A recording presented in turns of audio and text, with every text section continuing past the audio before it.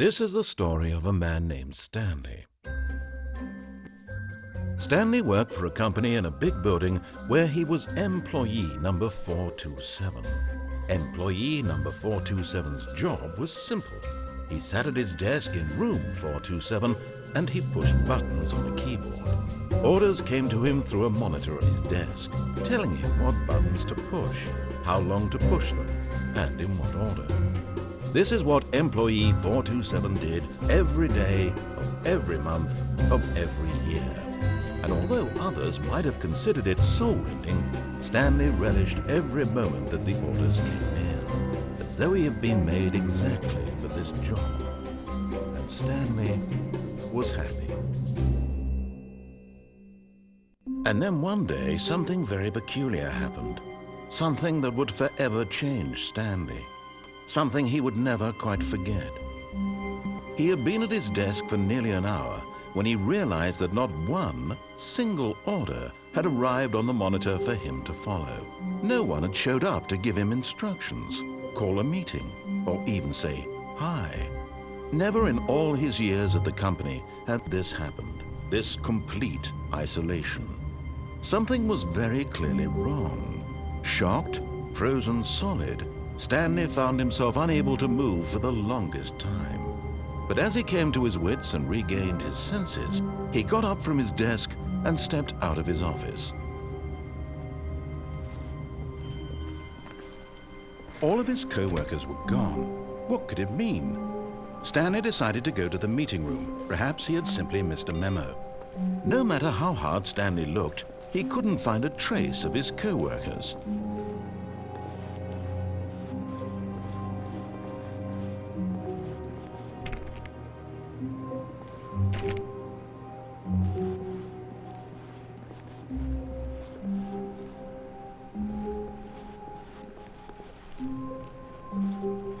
When Stanley came to a set of 2 open doors, he entered the door on his left.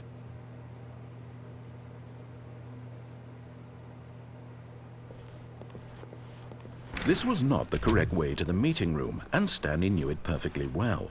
Perhaps he wanted to stop by the employee lounge first, just to admire it. Yes, truly a room worth admiring. It had really been worth the detour after all, just to spend a few moments here in this immaculate, beautifully constructed room. Stanley simply stood here, drinking it all in.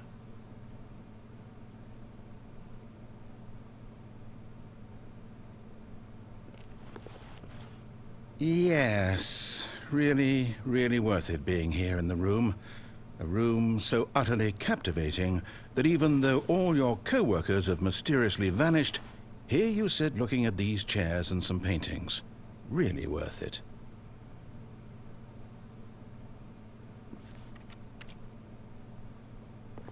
At this point, Stanley's obsession with this room bordered on creepy and reflected poorly on his overall personality. It's possible that this is why everyone left.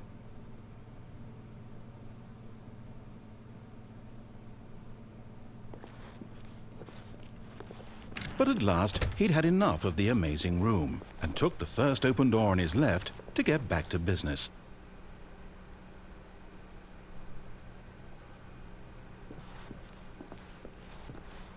Stanley was so bad at following directions, it's incredible he wasn't fired years ago.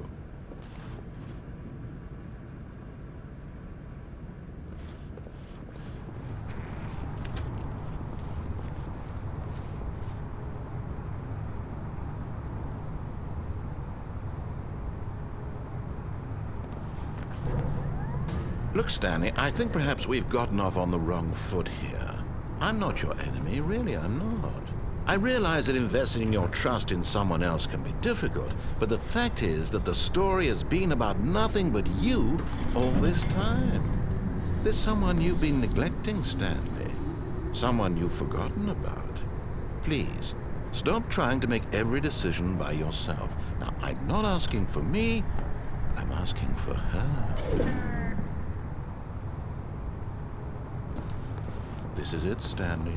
Your chance to redeem yourself, to put your work aside, to let her back into your life. She's been waiting. That's her, Stanley. You need to be the one to do this, to reach out to her. If you can truly place your faith in another, then pick up the phone.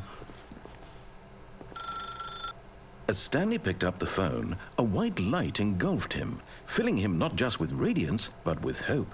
Hope for a life reunited one... Wait. Oh, goodness. Stanley, did you just unplug the phone? No, that wasn't supposed to be a choice. How did you do that? You actually chose incorrectly? I didn't even know that was possible. Let me double-check. No, it's definitely here, clear as day. Stanley picks up the phone. He's taken to his apartment where he finds his wife, and the two pledge themselves to one another. Music comes in, fade to white, roll credits. Not picking up the phone is actually somehow an incorrect course of action. How is that even possible? None of these decisions were supposed to mean anything. I don't understand. How on earth are you making meaningful choices? What did you... Wait a second. Did I just see... No, that's not possible. I can't believe it. How had I not noticed it sooner? You're not Stanley. You're a real person. I can't believe I was so mistaken. This is why you've been able to make correct and incorrect choices. And to think I've been letting you run around in this game for so long. If you'd made any more wrong choices, you might have negated it entirely. It's as though you completely ignored even the most basic safety protocol for real-world decision-making. Or did you not grasp the severity of the situation? Well, I won't have that kind of risk on my watch. I'm going to stop the game for a moment so we can educate you properly on safe decision-making in the real world. Please observe this helpful instructional video. Choice. It's the best part of being a real person, but if used incorrectly can also be the most dangerous. For example, in this scenario, a hypothetical real person named Stephen has a choice. He could spend years helping improve the quality of life for citizens of impoverished third world nations. Or he could systematically set fire to every orphan living in a 30-kilometer radius of his house. Which choice would you make? Remember that unlike here, the real world makes sense, and at no time should you make a choice that does not conform to rational logic. If you find yourself speaking with a person who does not make sense, in all likelihood, that person is not real. Allow the person to finish their thought, then provide an excuse why you cannot continue talking. Turn to a partner and practice saying, "My goodness, is it 4:30? I'm supposed to be having a back, sack, and crack."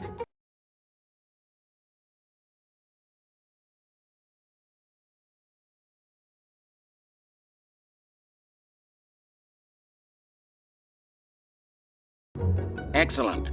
Making choices on a regular basis is the best part to a healthy decision-making process. Most medical professionals recommend making at least 8 choices per day. Do you make more than 8? Less? And finally, if you begin to wonder if your choices are actually meaningful and whether you'll ever make a significant contribution to the world, just remember that in the vast infiniteness of space, your thoughts and problems are materially insignificant, and the feeling should subside. At this time, your instructor will guide you in an exercise to test and reinforce the material covered in this video. Welcome back. You may have noticed that this room has begun to deteriorate as a result of narrative contradiction. But not to worry. Now that you're properly informed on good decision-making, we're going to revisit a choice you made just a few minutes ago and see what the correct thing to do would have been. This way, please.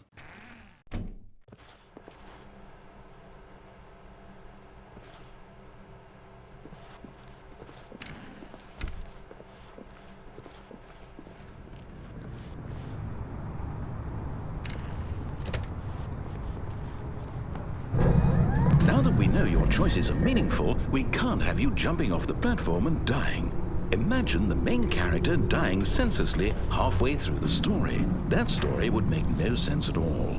We just need to get you home as soon as possible before the narrative contradiction gets any worse. Unfortunately, it seems this place is not well equipped to deal with reality.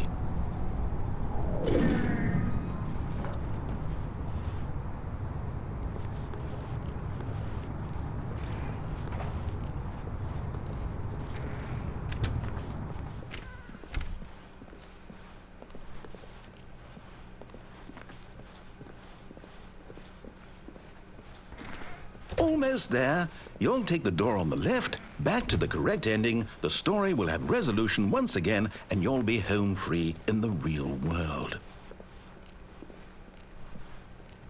Now remember, all you need to do is behave exactly as Stanley would.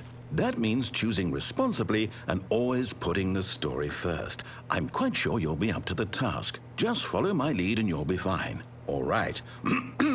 When Stanley came to a set of 2 open doors, he entered the door on his left.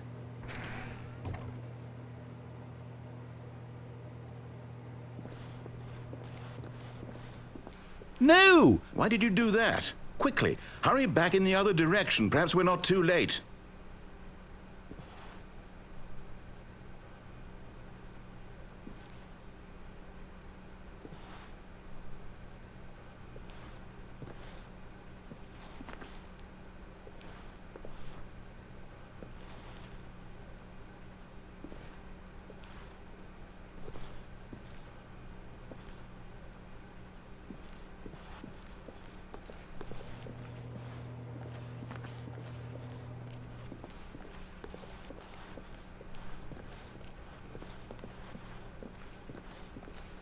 Oh, it's ruined. I can't believe, after everything we talked about, that my story, you've destroyed my work. Why? For what? What did you get out of that? What did you think was so special about seeing the game undone, left here like so much garbage? It's worthless now. And what am I supposed to do? Even if there were a way to continue, would it be worth it? To know that my story is now incorrect? How can I go back to that? I can't erase that knowledge. I'll have to live with it forever, reliving its impossibility forever. I couldn't live that way. Is it better to shut the game down entirely? To willingly destroy all of my work? I don't know. What's the answer? What do I do? What do I do? What do I... No, I have to. I have to shut the game down. I have to. I have to.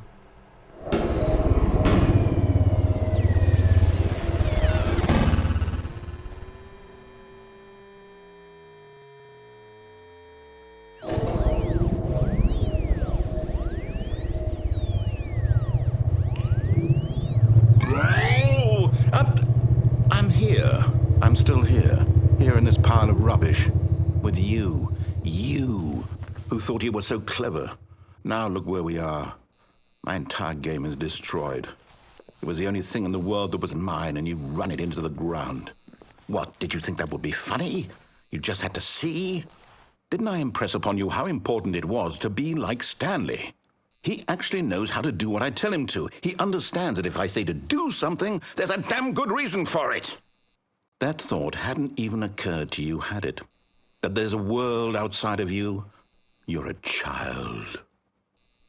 Oh, my story. If you'd just gone through the door on the left, you would have seen it. There was a whole underground facility. You would have destroyed it and been victorious. It would have been so perfect. I worked so hard on it. I tried so hard.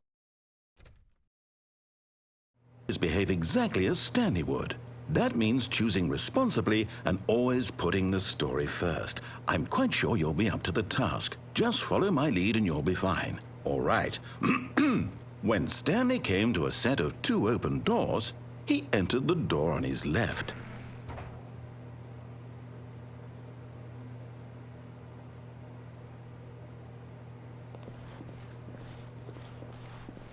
No! Why did you do that? Quickly, hurry.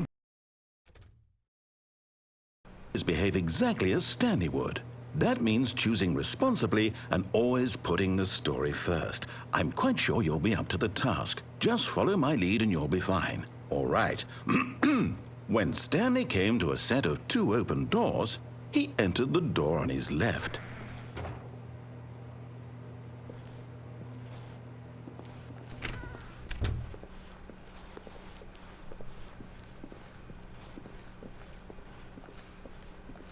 Yet there was not a single person here either. Feeling a wave of disbelief, Stanley decided to go up to his boss's office, hoping he might find an answer there.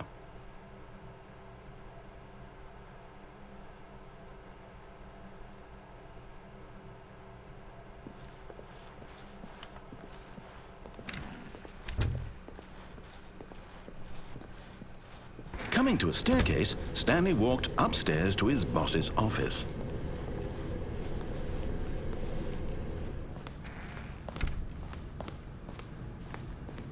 Stepping inside his manager's office, Stanley was once again stunned to discover not an indication of any human life.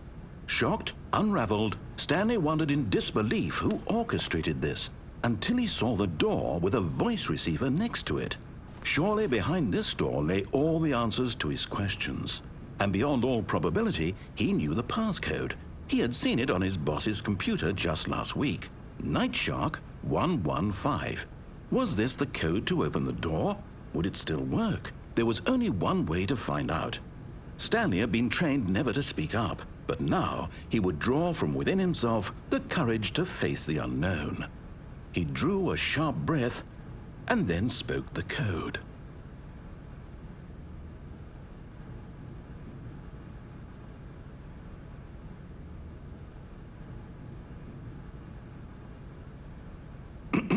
Stanley spoke the code.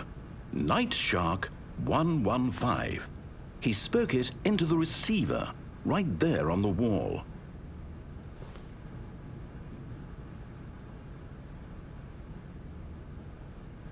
I'm sorry, is there a problem?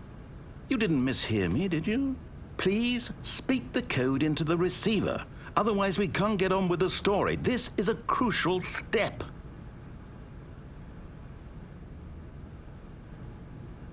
Okay, fine, you're not going to do it, but you know what?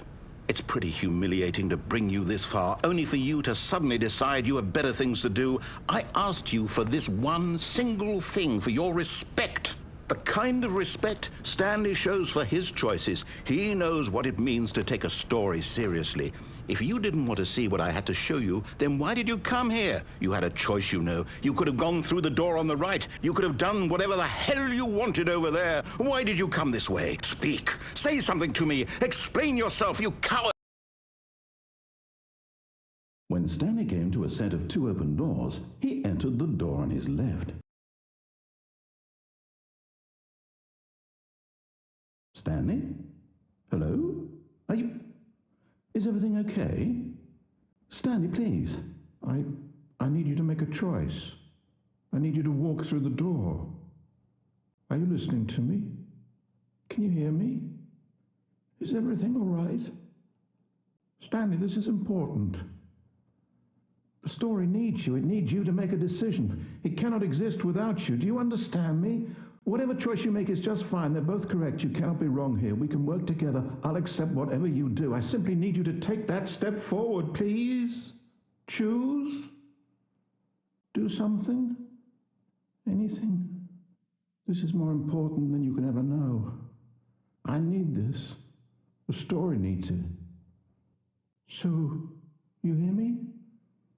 Are you there? Are you listening to this? Stanley, are you there? Okay. It's okay, I can wait. You need time to decide. Time to make sure your choice is correct. That is the best choice. That's all right. I'll wait for you to decide what's the right thing to do. Take as much time as you need.